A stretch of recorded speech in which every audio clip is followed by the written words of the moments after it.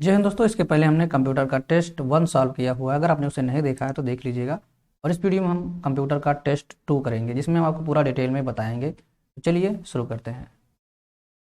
हमारा पहला सवाल है, टेक्स्ट लाइन के ठीक ऊपर बहुत छोटे अक्षरों या संख्याओं को टाइप करने के लिए निम्नलिखित में से कौन सी विशेषता का उपयोग किया जाता है। यहाँ पे आपको subscript, superscript, strike through, format printer, ये यहाँ पे आपको बताना है। अब ये क्या होता है, यहाँ पे थोड़ा सा मैं आपको समझा दूंगा। आपने देखा होगा मैथ में, कभी यूज़ किया होगा ए स्क्वायर प्लस बी स्क्वायर, इस तरह। तो जहाँ पे ये टेक्स्ट है, इसके ऊपर आपको नंबर देखने को मिला है। या फिर आपने सुना देखा होगा एम की पावर एन, ए की पावर बी। तो यहाँ पे जो पावर में चीज़ें लिखी जाती हैं वो किस तरह से लिखा जाएगा, ये यहाँ पे पूछा जा रहा है। और इसको क्या बोला जाएगा, strike, subscript, superscript, strike through या फॉर्मेट प्रिंटर। तो इसका आंसर बताने से पहले हम आपको ले चलते हैं एमएस ऑफिस में, एमएस वर्ड में आपको दिखाते हैं।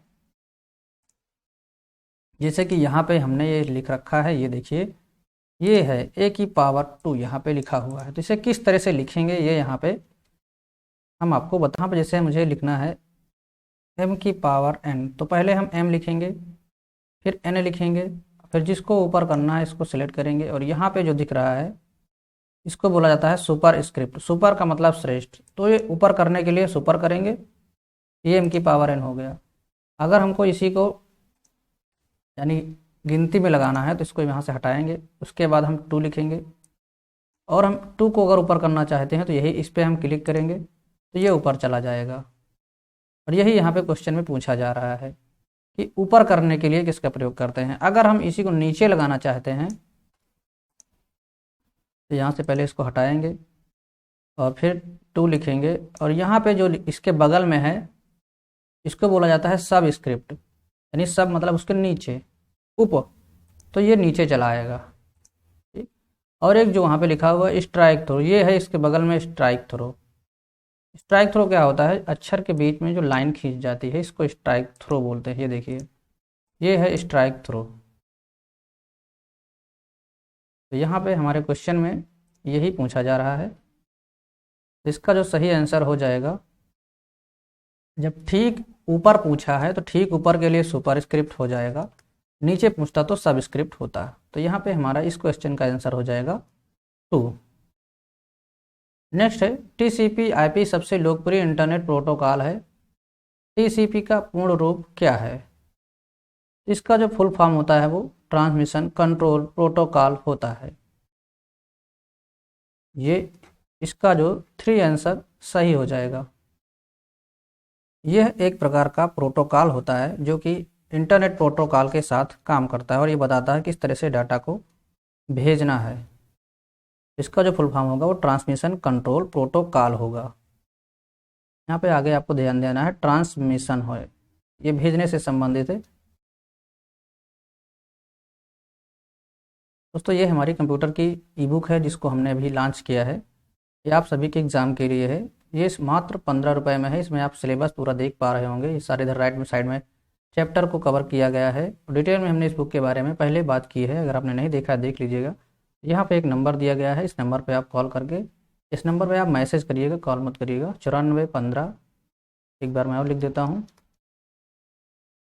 190 193, इस पर आप हाई करिएगा और बता दीजिए कि मुझे बुक चाहिए, तो आपको वहाँ पर मिल जाएगी। नेक्स्ट है, एमएस वर्ड में चयनित टेक्स्ट को काटने के लिए कीबोर्ड शॉर्टकट क्या है। ये तो आप सभी लोग जानते ही होंगे क्या है। कभी भी कोई चीज़ कंप्यूटर में कट की जाती है तो उसे कंट्रोल एक्स का प्रयोग किया जाता है, कॉपी करने के लिए कंट्रोल सी का प्रयोग किया जाता है। तो इसका जो सही आंसर होगा वो कंट्रोल एक्स होगा।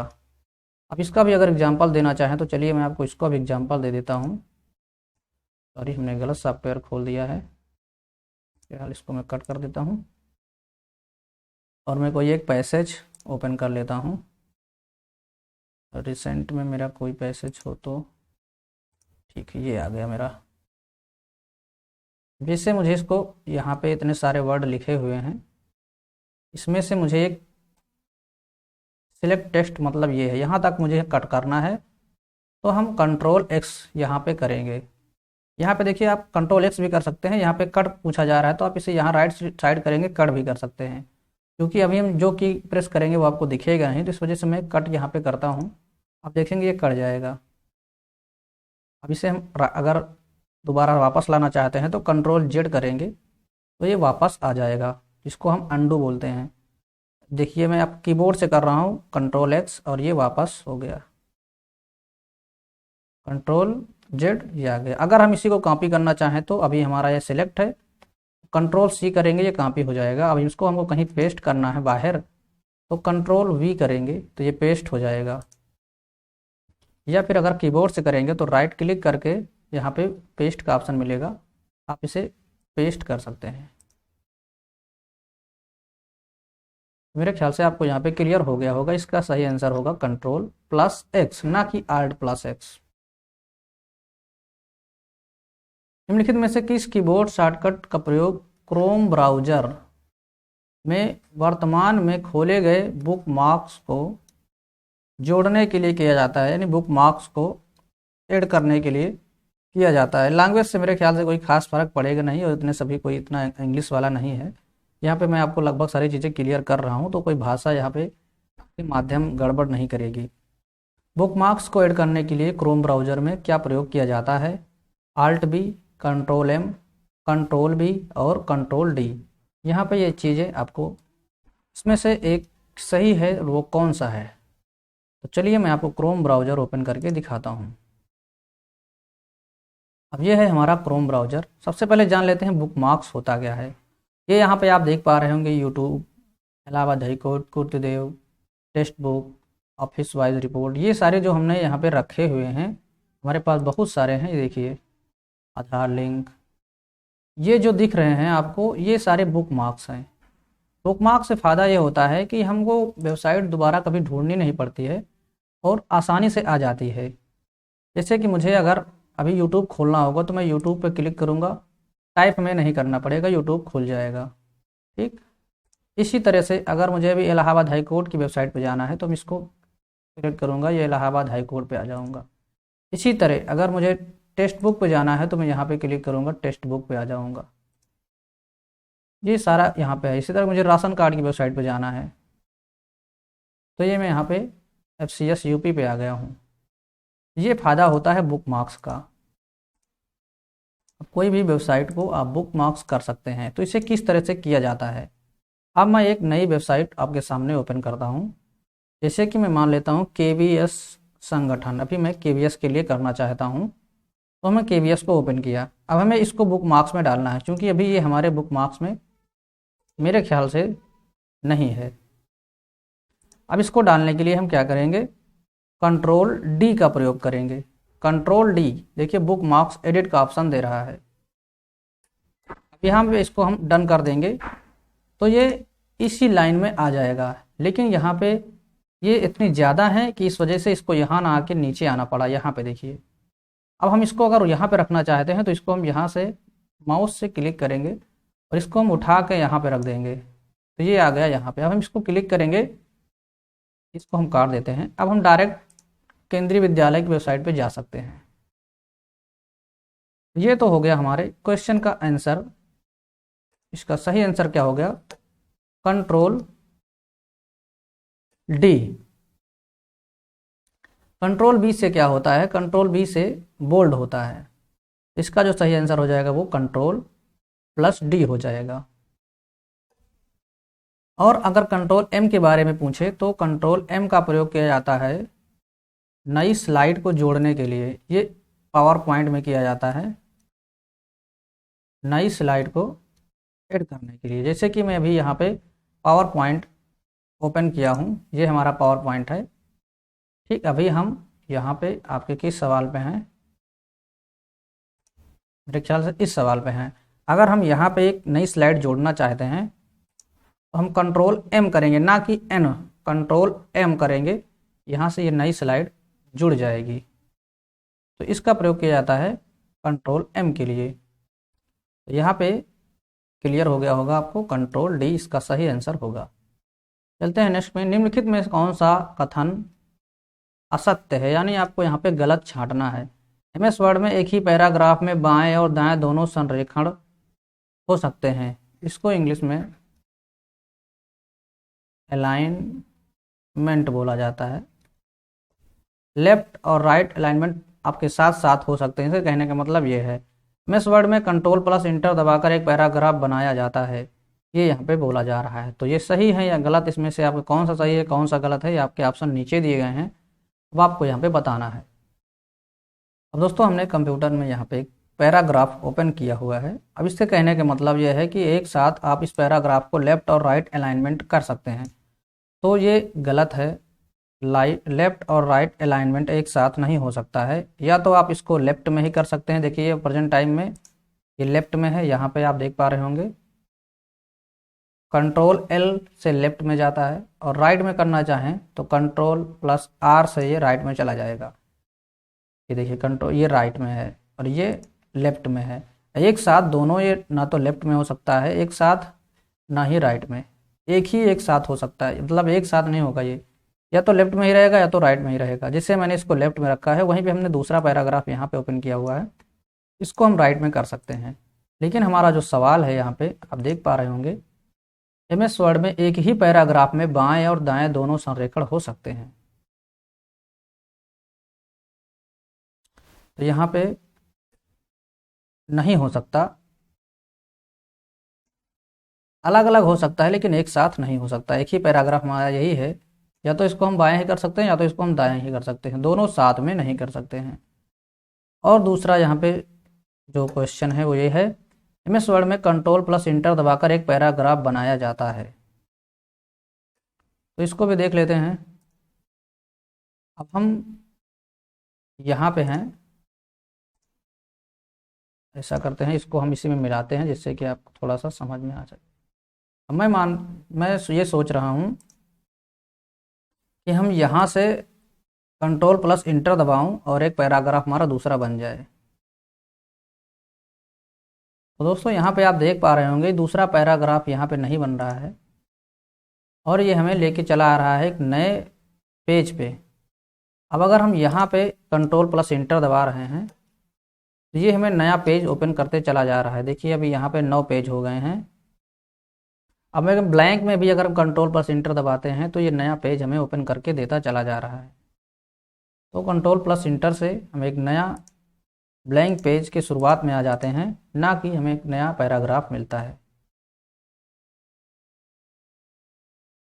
जिससे हमें इसको यहाँ से कट करना है, इतने मैटर को हमें नए पेज पे ले आना है। तब हम यहाँ से कंट्रोल इंटर करेंगे तो ये इतना मैटर हमारा नए पेज पे आ जाएगा, लेकिन पैराग्राफ चेंज नहीं होगा। पैराग्राफ चेंज करने का मतलब है कि उसी के नीचे दूसरा एक लाइन छोड़ के दूसरा पैराग्राफ यहाँ से चालू हो जाए। तो जो इसका सही आंसर हो जाएगा वो यहाँ पे तीसरा होगा, ना तो एक, मतलब एक और दो दोनों यहाँ पे गलत हैं। चलते हैं नेक्स्ट क्वेश्चन पे। OSI का विस्तारित रूप क्या है? तो अगर इंग्लिश में लिखना चाहें तो OSI एक मॉडल होता है, इसी का यहाँ पे पूछा जा रहा है विस्तृत रूप। तो इसका जो विस्तृत रूप होगा वो होगा ओपन सिस्टम इंटर कनेक्शन। ये एक मॉडल होता है जिसमें किस तरह से डाटा आपके पास भेजा जाता है, किस तरह से डाटा रिसीव किया जाता है, ये पता चलता है। इसके यहाँ पे 7 लेयरें होती हैं।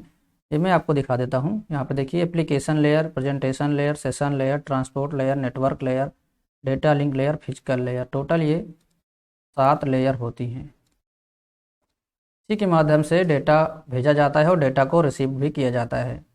और हार्ट ऑफ OSI को ट्रांसपोर्ट लेयर बोला जाता है। और यहाँ पे हार्डवेयर लेयर होती है फिजिकल लेयर, और यहाँ पे जो सबसे ऊपर सॉफ्टवेयर लेयर होती है वो एप्लीकेशन लेयर होती है। तो कभी कभी पूछ लेता है यहाँ पे, इसको अगर शॉर्ट फॉर्म में याद करना हो तो आप इसको इस तरह से याद करते हैं PDNTSPA। Physical layer, data link layer, network layer, transport layer, उसके बाद सेशन लेयर, प्रेजेंटेशन लेयर, और ये एप्लीकेशन लेयर होती है। जब कोई भेजता है डाटा तो इस तरह से भेजता है, और जब कोई रिसीव करता है तो नीचे से ऊपर की तरफ रिसीव किया जाता है। नेक्स्ट क्वेश्चन है, धातु या प्लास्टिक से निर्मित वह आवरण जो कंप्यूटर के फिजिकल यानी आंतरिक घटकों को सुरक्षा प्रदान करता है वो क्या है? CPU है, स्टोरेज डिवाइस है, मदरबोर्ड है और सिस्टम यूनिट है। तो अब पहले इसको मैं आपको दिखाना चाहूँगा। ये है, इसी की बात यहाँ पे की जा रही है। तो ये है सिस्टम यूनिट, जो कि आपके कंप्यूटर को पूरा जो है आवरण है, जो कंप्यूटर को फिजिकल डैमेज से बचाता है, सुरक्षा प्रदान करता है। इसी के अंदर आपका CPU, स्टोरेज डिवाइस, मदरबोर्ड, सारी चीज़ें इसके अंदर इंक्लूड होती हैं। इसका जो आंसर हो जाएगा सिस्टम यूनिट हो जाएगा। निम्नलिखित में कौन सा कंप्यूटर प्रोग्रामिंग लैंग्वेज नहीं है? तो आपने सुना होगा सी लैंग्वेज, ये है कंप्यूटर। C++ ये भी है। और यहाँ से फार से हो जाएगा फार्मूला। इसमें मैथमेटिकल टर्म में इसका प्रयोग किया जाता है।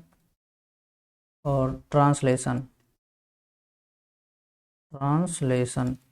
उसके बाद नेक्स्ट है विंडो। तो विंडो एक, यहाँ पे इसका जो आंसर होगा वो विंडो होगा, क्योंकि विंडो जो है एक प्रोग्रामिंग लैंग्वेज नहीं है। ये क्या है? ये एक ऑपरेटिंग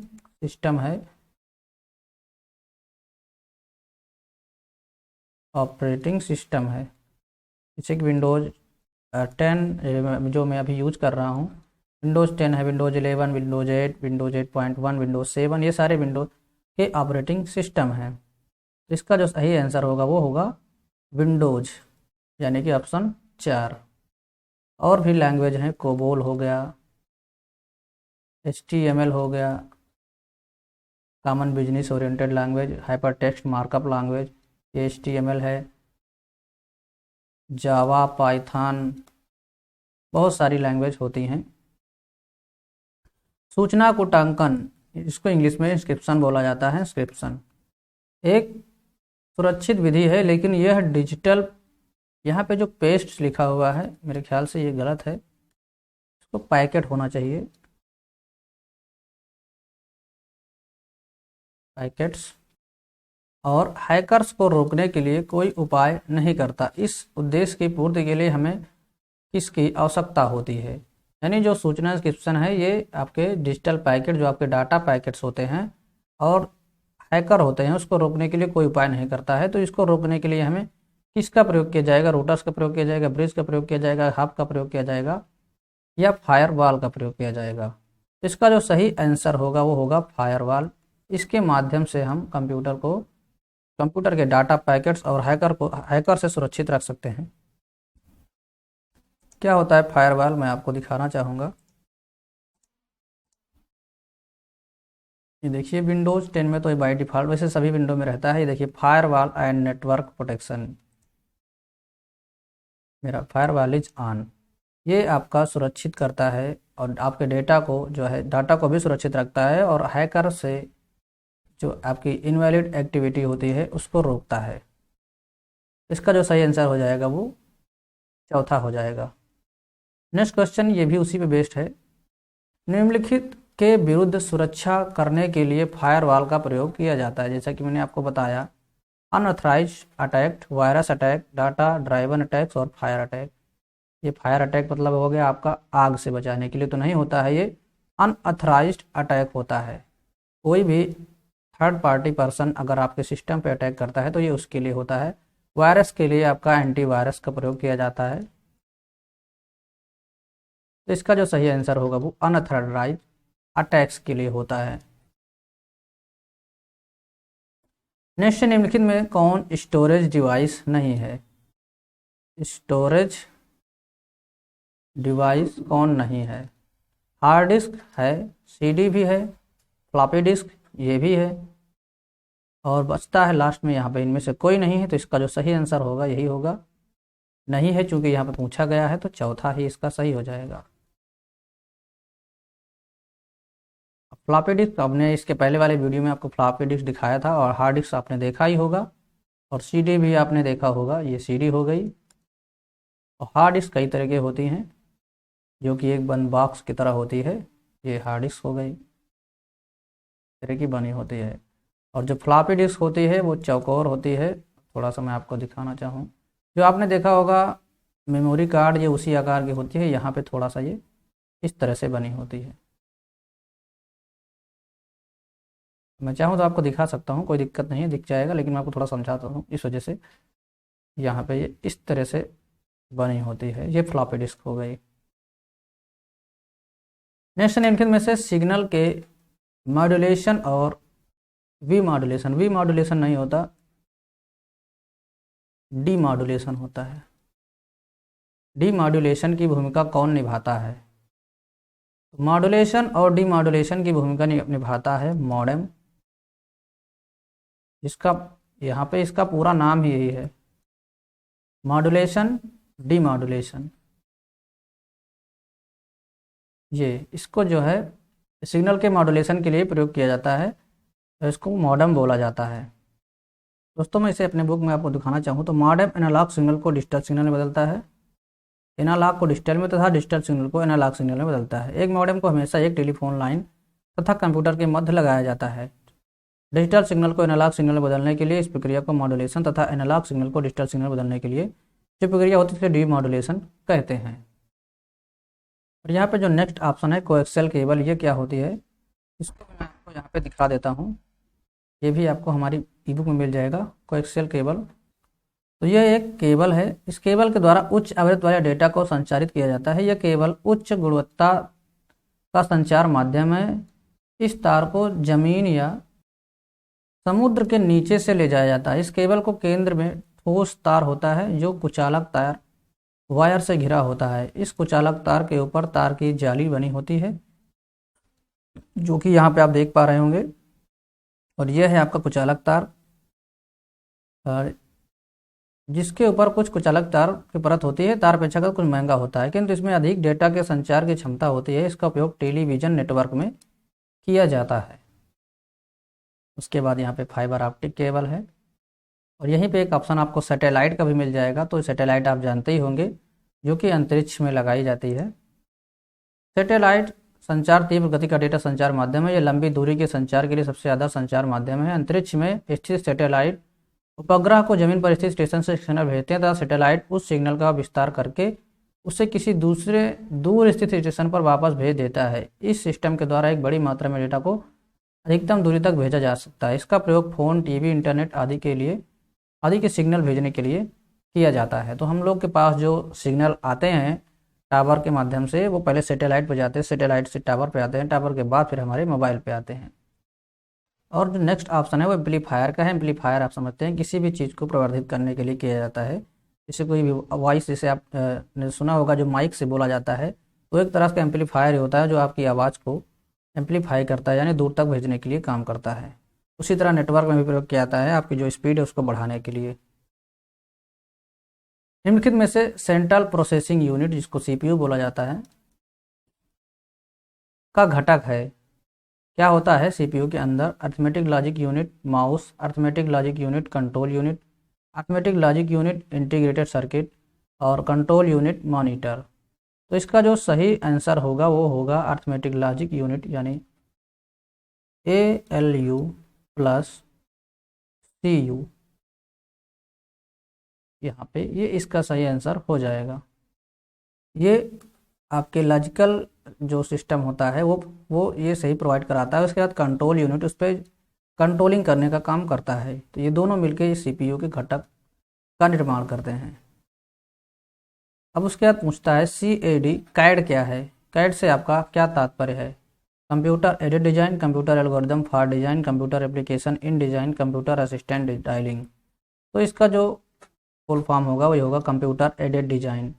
कैड का प्रयोग ज़्यादातर जो डिप्लोमा पॉलिटेक्निक वाले के करते हैं, वो लोग यहाँ पे सिविल इंजीनियर जो लोग होते हैं, ये 3D डिजाइन का प्रयोग बनाने के लिए कैड का प्रयोग किया जाता है। जो आप देखे होंगे मकान बना देते हैं, कोई बड़ी बड़ी बिल्डिंग जो है बना देते हैं, किसी भी आकृति को 3D डिजाइन बनाने के लिए कैड का प्रयोग किया जाता है। कंप्यूटर एडेड डिजाइन इसका पूरा नाम होता है। फिर है कॉमन डाटा एलिमेंट्स का निम्नलिखित में से बढ़ते यानी छोटे से बढ़ते क्रमानुसार सही व्यवस्थित रूप कौन सा है? आपको यहाँ पे ये बताना है। दोस्तों ये भी आपको हमारी बुक में मिल जाएगा। देखिए यहाँ पे टेबल है, फील्ड है, उसके बाद रिकॉर्ड है, क्वेरी है, और यहाँ पे आपको फॉर्म भी देखने को मिल रहा है, रिपोर्ट भी देखने को मिल रहा है। ये सारी चीज़ें यहाँ पे आपको दी गई हैं, बशर्ते यहाँ पे आपको एक ऑर्डर डिसाइड करना है। दोस्तों यहाँ पे देख पा रहे होंगे, साड़ी के प्रत्येक स्तंभ को फील्ड कहते हैं और साड़ी के प्रत्येक पंक्ति को रिकॉर्ड कहते हैं। यानी ये जो पंक्ति दिख रही है ये आपकी रिकॉर्ड है, और ये जो ये दिख रहा है आपका स्तंभ है, ये आपका फील्ड है। और इसमें जो डेटा है इसको जो है आपका बिट या फिर कैरेक्टर बोला जाता है। तो इसका जो सही ऑर्डर होगा वो ऑप्शन ए होगा। पहले कैरेक्टर होगा, फिर फील्ड होगा, फिर रिकॉर्ड होगा, फिर फाइल होगा, उसके बाद ये डाटाबेस के अंतर्गत आएगा। इसका जो सही ऑप्शन है वो ए ऑप्शन इसका सही हो जाएगा। Character, field, record, file, database. अब सभी वर्ड डॉक्यूमेंट्स के लिए डिफ़ॉल्ट फाइल एक्सटेंशन क्या है यहाँ पे ये आपको बताना है। तो हम आपको वर्ड फाइल ओपन करके दिखाते हैं। जैसे कि मैंने मान लिया यही फाइल ओपन की हुई है,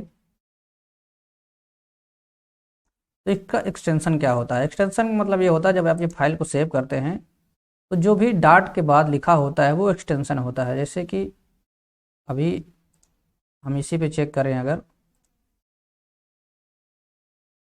इसको हम सेव करते हैं कहीं पे, चलिए म्यूजिक में ही कर देते हैं, या फिर हमारे में ऑलरेडी रखी हुई है, मैं इसी को देख लेता हूँ। यहाँ पर देखिए doc3 के नाम से फाइल रखी हुई है। अब इसकी अगर हम प्रॉपर्टी चेक करूँ तो यहाँ पे आप देखेंगे .docx लिखा हुआ है, .docx, ये इसका एक्सटेंशन फाइल है। क्वेश्चन में यही पूछा जा रहा है, तभी MS वर्ड के लिए डिफ़ॉल्ट फाइल एक्सटेंशन क्या है। तो इसका जो सही आंसर है वो होगा .doc। दोस्तों यहाँ पे हम बात करें 2007 के जो पहले के वर्जन थे उसमें DOC लिख के आता था, लेकिन इसके जो बाद के आए हैं बाद में DOCX लिख के आने लगा है। इसी तरह एक्सेल में भी आपको लास्ट में X देखने को मिल जाएगा। और बाकी के एग्जांपल यहाँ पे हम बात करें तो ये तो HTML फाइल का है, ये .exe ये किसी भी सॉफ्टवेयर एप्लीकेशन जो सॉफ्टवेयर होता है उसका है। जैसे कि बहुत से एप्लीकेशन सॉफ्टवेयर, कोई एप्लीकेशन आप डाउनलोड करते हैं, आपने टाइपिंग मास्टर डाउनलोड किया होगा लैपटॉप में तो हो गया, VLC मीडिया प्लेयर उसमें भी .exe, सारे एप्लीकेशन जो आपके एक जगह से दूसरी जगह यूज किए जा सकते हैं वो exe फॉर्म में रहते हैं, जिसको एग्जीक्यूटेबल फॉर्म बोला जाता है। वर्ड की पुनरावृत्ति होने पर MS वर्ड किस प्रकार की प्रतिक्रिया करेगा, ये यहाँ पे बता रहा है। अगर कोई वर्ड आपका ये दोबारा रिपीट हो रहा है तो MS वर्ड क्या प्रतिक्रिया करेगा। चलिए इसको भी हम टाइप करके देखते हैं। दोस्तों उसके पहले मैं आपसे एक रिक्वेस्ट करना चाहूँगा, अगर वीडियो आपको अच्छा लग रहा हो, हमारा प्रयास अच्छा लग रहा हो तो लाइक करिए, और चैनल पर नए सब्सक्राइब नहीं किया है तो कर लीजिए। वैसे मुझे कहने में ज़्यादा अच्छा नहीं लगता, इस वजह से मैं बार बार ये सब कहना पसंद नहीं करता हूँ। आगे आप लोग के ऊपर है, अगर आप लोगों को प्रयास अच्छा लग रहा है तो आप कोशिश करिएगा। जैसे कि मैं यहाँ पे वर्ड है, ये मशीन वर्ड है, इसको हम दोबारा से मशीन टाइप करते हैं, इस पर देखते हैं क्या फ़र्क होता है। यहाँ पे तो आप देख पा रहे हैं यहाँ पे सेम स्पेलिंग हमने टाइप किया है, ये रेड लाइन यहाँ पे दे रहा है, MACHI। और क्वेश्चन में यही पूछा जा रहा है कि वर्ड की पुनरावृत्ति होने पर MS वर्ड किस प्रकार प्रतिक्रिया करेगा। वर्ड के नीचे लाल लहरदार रेखा दिखाई देगी, बिल्कुल यही ऑप्शन मेरा एकदम सही है। शब्द के नीचे हरी लाइन गलत है, शब्द के नीचे नीली लाइन गलत है, पुनरावृत्त होने पर शब्द के नीचे नीली लहरदार रेखा दिखाई देगी, गलत है। इसका जो पहला ऑप्शन है वो सही ऑप्शन हो जाएगा। और गलत भी रहता है अगर हमारा वर्ड, तब भी ये आपको रेड लाइन ही देगा। जैसा कि मैं आपको दिखाऊं, इसको अगर हम यहाँ से डिलीट करते हैं और इस मशीन के हम ई को हटा देते हैं तो इस नाम से कोई वर्ड डिक्शनरी में नहीं है, तो इस वजह से ये गलत दिखा रहा है।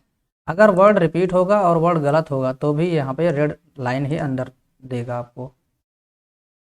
चलते हैं, विभिन्न कंप्यूटर सिस्टम की प्रोसेसिंग स्पीड की माप से संबंधित शब्द क्या है, यानी कंप्यूटर की स्पीड किस में नापी जाती है वो आपको यहाँ पे बताना है। EFTS, MPG, MIPS, CFPS। तो इसका जो सही आंसर होगा वो ये होगा MIPS। इसका फुल फॉर्म होता है मिलियन इंस्ट्रक्शन पर सेकेंड, मिलियन इंस्ट्रक्शन पर सेकेंड, MIPS। नेक्स्ट है इंटरनेट यूज करता है packet switching, circuit switching, telephone switching और टेलेक्स स्विचिंग। जैसा कि हमने बताया आपको, इंटरनेट के माध्यम से जो डाटा भेजा जाता है वो पैकेट के माध्यम से भेजा जाता है, तो पैकेट स्विचिंग का प्रयोग किया जाता है इंटरनेट में। निम्नलिखित में से इनपुट डिवाइस कौन सा है, ये तो आपको पता ही होगा, मॉनिटर, स्पीकर, कीबोर्ड और प्रिंटर। इनपुट डिवाइस वो डिवाइस होती है जिनके माध्यम से हम डाटा को कंप्यूटर के अंदर भेजते हैं, यानी कंप्यूटर में हम कोई भी इंफॉर्मेशन प्रोवाइड कराते हैं, वो हो गया इनपुट डिवाइस। तो मॉनिटर से तो हमें सिर्फ दिखाई देता है, स्पीकर से हमें आवाज़ सुनाई देती है, प्रिंटर से हमें प्रिंट मिलता है। तो ये ऑप्शन तीनों नहीं होंगे, तो ये तीनों हो गए गलत। इसमें सिर्फ कीबोर्ड ऐसा ऑप्शन बचा है जो कि एक इनपुट डिवाइस है। कीबोर्ड हो गया, माउस हो गया, आपका जो हमारे हाथ में पेन देख रहे होंगे ये हो गया, स्टाइलस इसको बोला जाता है, लाइट पेन हो गया, जॉयस्टिक हो गया, ये सारे आपका स्कैनर हो गया, ये सब इनपुट डिवाइस हैं, इनके माध्यम से कंप्यूटर में डाटा प्रोवाइड किया जाता है। तो दोस्तों उम्मीद करते हैं हमारा यहाँ पे 20 क्वेश्चन हमने आपको डिटेल में अच्छे से समझाया होगा। आपको हमारा प्रयास कैसा लगा, अगर अच्छा लगा तो लाइक करिए, और चैनल पर नए हैं सब्सक्राइब नहीं किया है तो कर लीजिए। और कोई कमेंट आप सुझाव देना चाहते तो आप कमेंट बॉक्स में कमेंट करके दे सकते हैं। मिलते हैं इस वीडियो में, तब तक के लिए बाय, टेक केयर, जय हिंद, वंदे मातरम।